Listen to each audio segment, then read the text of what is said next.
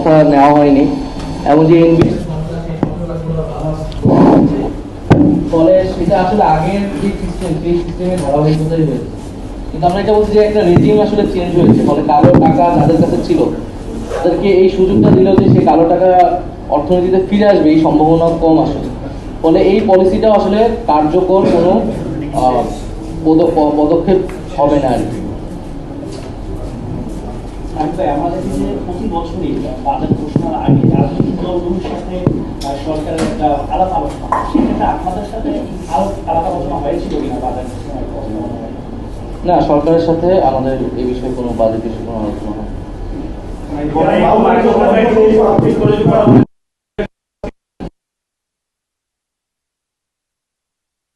হতে পারি, তাহলে আমরা করি বাংলাদেশের সামগ্রিক উন্নয়নটা হবে না। সেই ক্ষেত্রে অর্থনীতির সাথে সংশ্লিষ্ট যে প্রতিষ্ঠানগুলো রয়েছে সেটা যদি করা যায়, শক্তিশালী, অর্থাৎ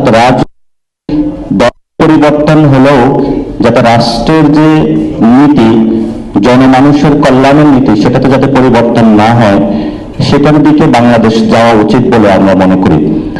সেই ক্ষেত্রে গণ অভ্যুত্থানের পরবর্তী সময়ে যেটা সবার কাছে একটি আবেদন এসেছে যে আমাদের রাষ্ট্রীয় প্রতিষ্ঠানগুলোকে শক্তিশালী করতে হবে।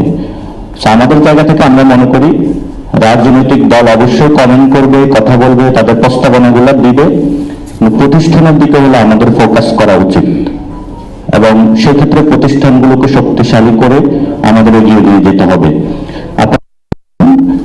যে এমডিআর এর মধ্যে একটা আন্দোলন হয়েছে, কিন্তু এমডিআর এর বর্তমান যে সিস্টেমটা, এই সিস্টেমের মধ্য দিয়ে যারা রাজবল রয়েছে, বড় বড় অর্থের কর ফাঁকি দিচ্ছে, অর্থ লোপাট করছে, তাদের থেকে কিভাবে ট্যাক্সেশন প্রক্রিয়াটা সুন্দর করা যায়, সেই ক্ষেত্রে আমরা কোন স্ট্র্যাটেজিক কৌশল দেখিনি বাজেটে।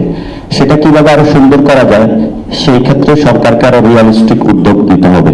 ধন্যবাদ।